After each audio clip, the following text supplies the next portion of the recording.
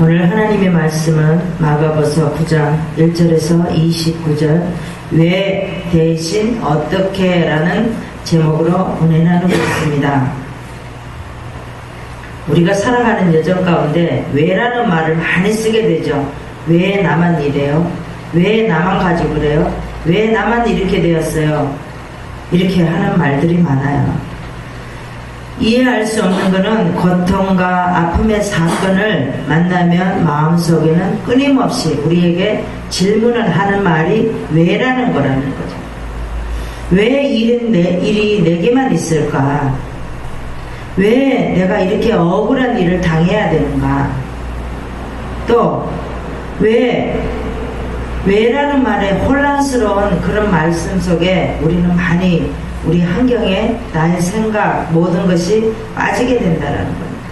우리가 시편 37편 7절에서 8절에 보면 여호와 앞에 잠잠하고 참고 기다리라 그랬습니다. 자기 길이 형통하며 악한 길을 이루는 자 때문에 불평하지 말지어다. 분을 그치고 너를 버리면 불평하지 말라. 오히려 악을 만들 뿐이라 그랬습니다. 우리는 하나님의 말씀처럼 여호와 앞에 잠잠히 그럴 때 기다려야 됩니다. 아멘. 우리가 우리를 위해서 꾀를 이루는 자 때문에 우리는 불평하지 말라는, 하나님께서 왜 그 사람이 나를 위해서 이렇게 꾀를 부릴까? 분을 그치고 너를 버리며 불평하지 말라는 것. 인생 여정 가운데 닥쳐오는 고난과 고난에 대한 원인이 있습니다. 누구도 우리는 온전할 수 없다라는 거예요. 왜? 다음의 질문으로 어떻게 라는 걸로 바꾸라는 겁니다. 주님은 이 상황 속에서 왜가 아니라 어떻게 해야 합니까? 라고 바꾸라고 오늘도 말씀을 하십니다. 억울한 일 문제가 있습니까? 또 위대한 사람들은 이 공통점의 고난 앞에서 주님을 신뢰하며 왜 대신에 어떻게 라는 말로 선택했다라는 겁니다. 하나님은 모든 것을 보시고 계시고 다스리고 계신다라는 겁니다. 혼란의 터널을 빠져나갈 수 있습니다. 그럴 때에 언젠가는 왜에 대한 답도 얻을 수 있다라는 거예요. 왜 하나님께서 나를 이렇게 만드셨을까? 왜 이렇게 하실까라는 것을 지금은 우리가 답답하고 답이 없지만 나중에 언젠가는 하나님께서 왜라는 답도 우리에게 주신다라고 말씀하고 있습니다. 우리도 하나님께서 어떤 사람을 붙이셔도 어떤 환경에 넣으셔도 또 어떤 문제에 넣으셔도 어떤 곳으로 보내도 이해가 안 될 때가 있습니다.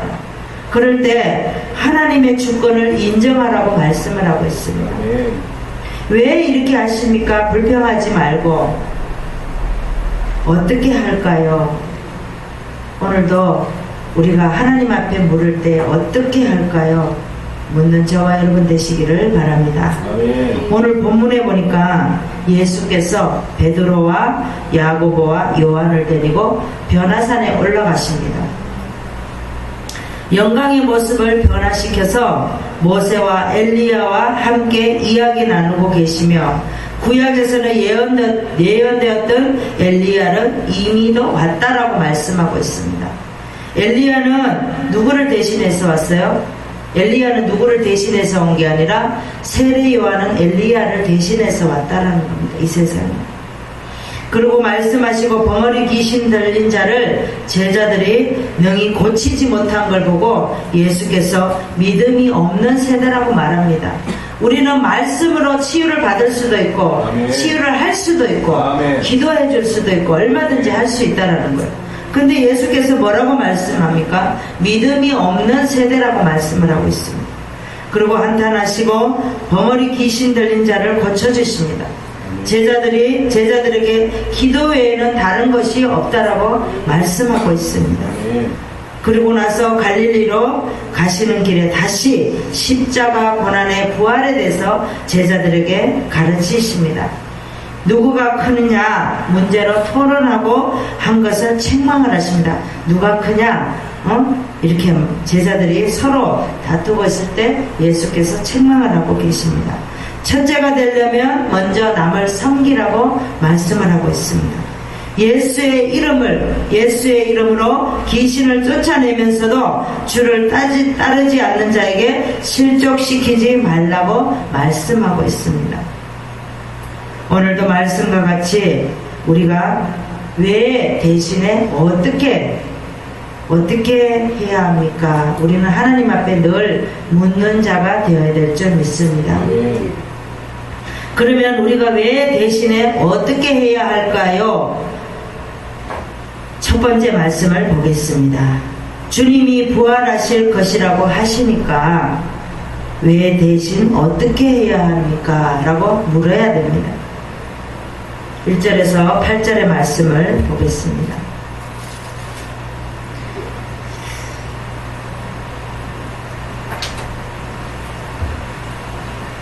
2절의 말씀을 보겠습니다. 엿새 후에 예수께서 베드로와 야고보와 요한을 데리시고 따로 높은 산에 올라가셨더니 저희 앞에서, 이 저희는 베드로와 야고보와 요한을 말하죠.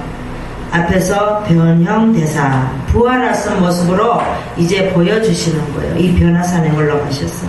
그 옷이 강체가 나며 세상에서 빨래하는 자가 그렇게 희게 할 수 없을 만큼 희었다. 그래서 우리가 상상할 수 없을 만큼 예수 그리스도께서 부활하신 모습이 옷을 입었는데 이렇게 희었다라는 겁니다. 이에 엘리야가 모세와 함께 저희에게 나타나 예수로 더불어 말씀하시거늘 베드로가 예수께 고하되 랍비여 우리가 여기 있는 것이 좋사오니 우리가 초막셋을 짓되 하나는 주를 위하여 하나는 모세를 위하여 하나는 엘리야를 위하여 하사이다 이랬습니다. 그랬더니 그 다음에 7절에 보니까 구름 속에서 소리가 납니다.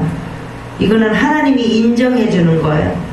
이는 내 사랑하는 아들이니 너희는 저희 말을 들으라. 예수의 말을 들으라. 문득 둘러보니 아무도 보이지 아니하고 오직 예수와 자기들 뿐이었더라. 우리의 신앙도 주님과 나와 함께 있다라는 겁니다. 아멘. 이 베드로는 뭐라고 말했습니까?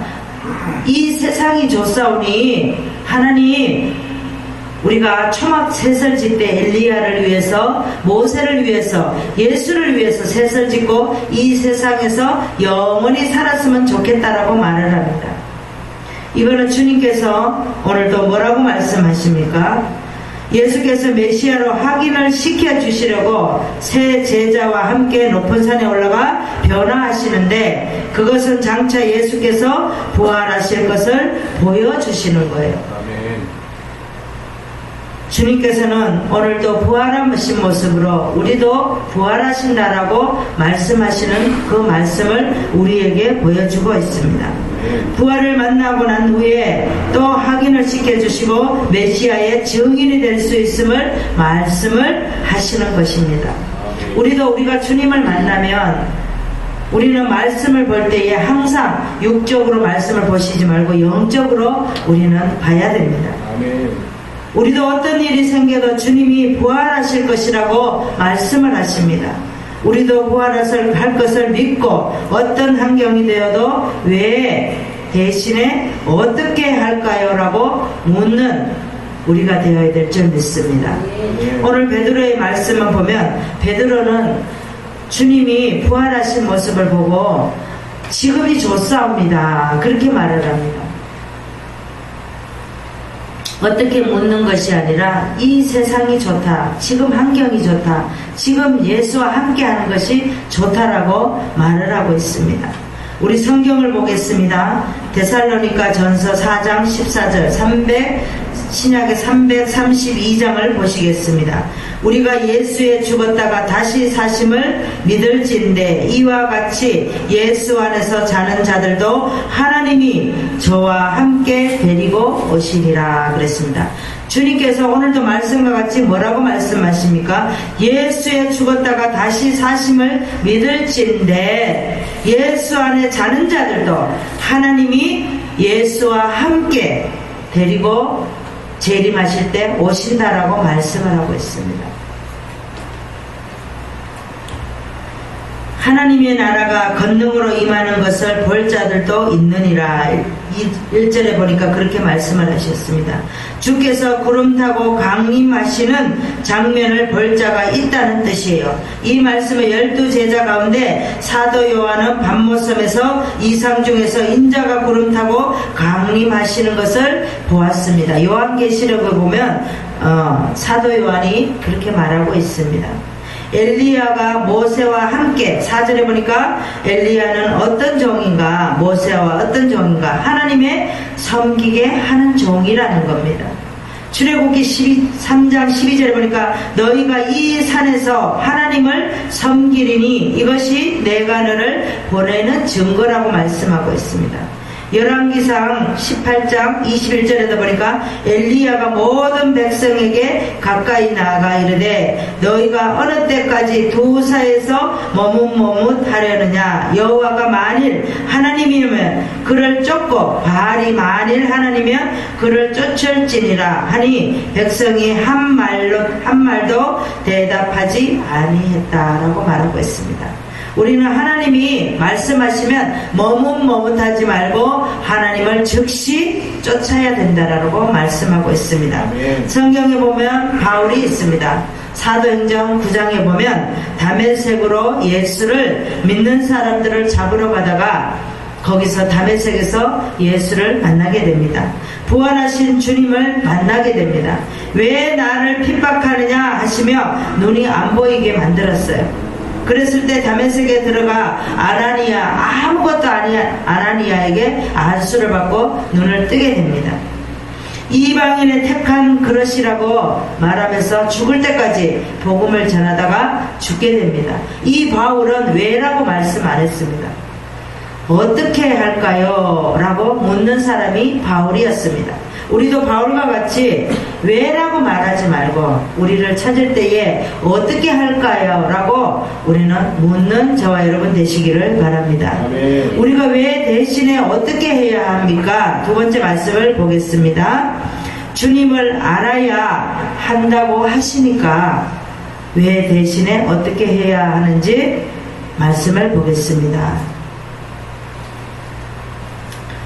9절에서 13절의 말씀을 보겠습니다.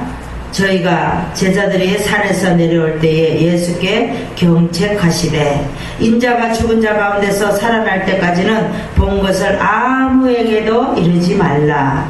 저희가 이 말씀을 마음에 두며 서로 문의하되 죽은 자 가운데서 살아나는 것이 무엇일까 물었다라는 겁니다. 예수께 묻자와 어찌하여 서기관들이 엘리야가 먼저 와야 하리라 하나이까. 12절에 보니까 엘리야가 과연 먼저 와서 모든 것을 회복하거니와 어찌 인자에 대하여 기록하기를 많은 고난을 받고 멸시를 당하리라 하였느냐. 13절에 보겠습니다. 그러나 내가 너희에게 이르노니 엘리야가 왔으되 기록된 바 같이 사람들이 의미로 대우하였느니라. 그러니까 세례 요한이 예수보다 먼저 왔어도 사람들이 세례 요한이 왜 왔는지 알려고 하는 게 아니라 죽이려고만 애를 쓴다라는 겁니다.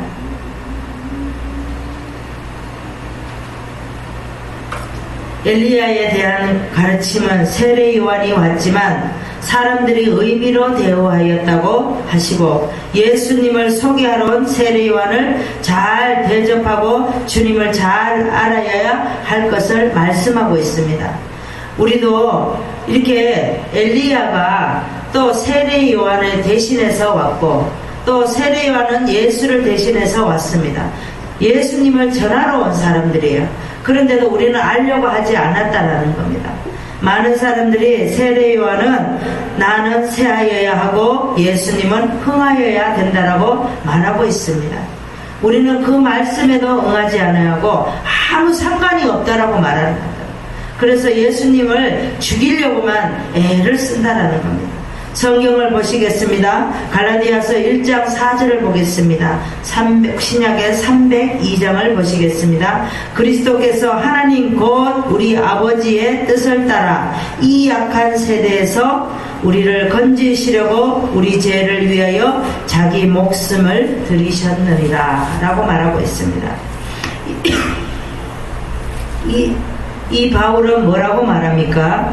그리스도께서 하나님 곧 우리 아버지의 뜻을 따라 이 악한 세대에서 우리를 건지시려고 우리 죄를 위하여 자기 몸을 드렸다라고 말하고 있습니다. 그렇습니다. 예수 그리스도께서는 아무 죄도 아무 흠도 없으시기 때문에 십자가에 못 박히신 거예요. 어떤 흠이 있고 죄가 있으시다고 하면 우리를 대신해서 십자가에 박힐 수가 없는 분입니다. 성경에 보면 야고보와 유다가 있습니다. 원래는 예수님을 믿지 않았는데 마가다락방에서 성령을 받고 뒤집어진 사람이에요. 이 야고보와 유다는 예수님의 육신의 동생이에요. 그래서 예수님을 만나고 성령을 받고 난 후에 야고보서를 쓰고 유다서를 쓰게 됩니다. 다른 사람이 전혀 성령을 받고 전혀 다른 사람이 되어서 예수 그리스도의 종이라고 말합니다. 야고보서의 1장 1절에 보면 그렇게 말하고 유다서의 1장 1절에 보면 예수 그리스도의 종이라고 말을 합니다. 그들은 주님께서 왜 이래요라고 불평하지 않고 주님께서 하시는 말씀을 또 잘 받아들였어요. 어떻게 해야 할까요? 라고 들어가서 그렇게 된 사람이 또 야고보와 유다였습니다.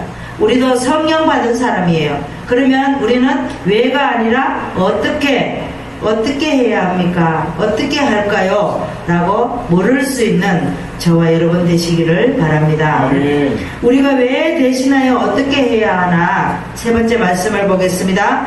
주님을 믿어야 해결한다고 하시니까 왜 대신에 어떻게 할까요?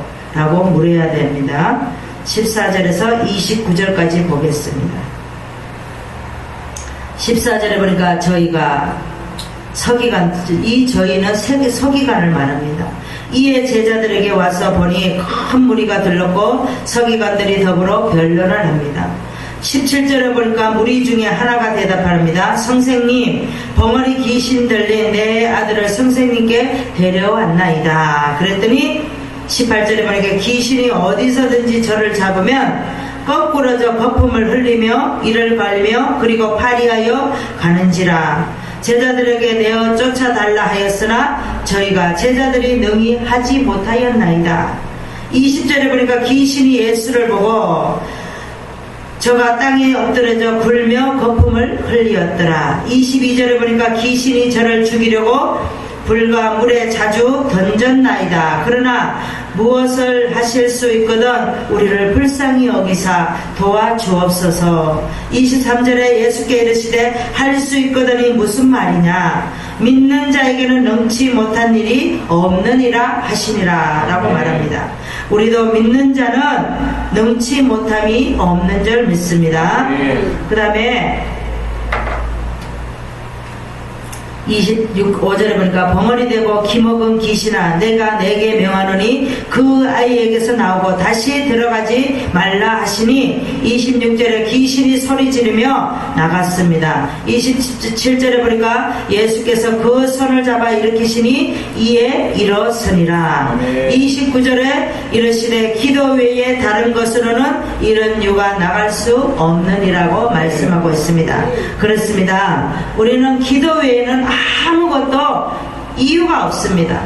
기도 외에는 우리는 기도할 수밖에 없다라는 겁니다.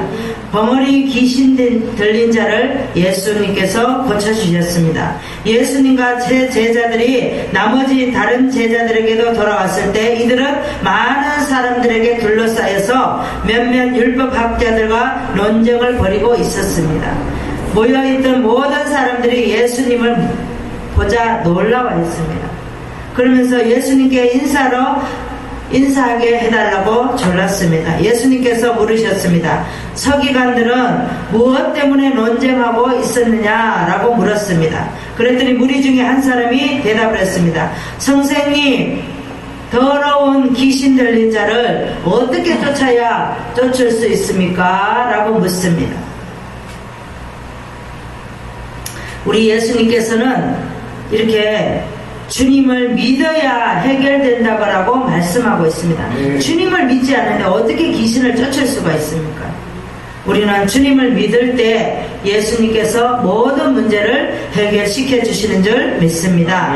성경을 보시겠습니다. 히브리서 12장 2절, 신약의 367장을 보시겠습니다. 믿음의 주요 또 온전케 하시는 이인 예수를 바라보자. 저는 그 앞에 있는 즐거움을 위하여 십자가를 참으사 부끄러움을 개의치 아니하시더니 하나님 보좌 우편에 앉으셨느니라 라고 말하고 있습니다. 이렇게 우리는 믿음의 주요 온전케 하시는 예수를 바라봐야 됩니다. 우리는 예수를 바라볼 때 믿음이 있는 자로 주님을 믿어야 해결한다라고 말씀을 하고 있습니다. 이 우리가 성경에 보면 다윗도 훈련이 다 끝났습니다. 훈련이 끝나 사울이 죽으니까 훈련이 끝나요. 그때 마침 시글락에 있었어요. 그랬을 때 다윗이 내가 어떻게 해야지 이렇게 안 했습니다. 하나님 어떻게 할까요? 어디로 갈까요? 물었습니다. 그랬을 때 하나님께서 다윗에게 뭐라고 말합니까? 헤브론으로 가라 라고 말했습니다. 모세도 마찬가지예요. 모세도 홍해 앞에서 백성들이 원망하고 불평할 때에 백성들에게 하나님이 어떻게 구원하나 뭐라고 말했습니다. 그런데 백성들이 뭐라고 말합니까? 하나님께서 백성들이 하나님을 믿지 않음에 속상해했습니다. 하나님께서 이스라엘 백성을 쳐다보지도 않았습니다. 그랬을 때 모세가 뭐라고 말합니까? 아니 많은 사람들이 있는데 믿지 않는 사람, 다른 나라 사람들도 있는데 그러면 하나님을 뭐라고 말할 겁니까? 하나님 제발 이스라엘 백성들을 건너게 해주세요 라고 말을 합니다. 그랬을 때 하나님이 뭐라고 말합니까? 내가 이스라엘 백성들에게 덕만 보일 거라고 말을 합니다. 하나님은 때로는 우리가 하나님을 믿지 않으면 속상해서 우리에게 앞을 보여주는 것이 아니라 덕만 보여준다라고 말씀을 하고 있습니다. 송명희 시인은 어떻게 해요? 송명희 시인은 다 몸을 못 쓰잖아요. 그런데 나중에 처음에는 원망을 했어요. 하나님 왜 나를 이렇게 만드셨어요? 왜 내가 이렇게 해야 돼요? 그랬습니다. 그런데 이 송명희 시인은 어떻게 해요? 나중에 어떻게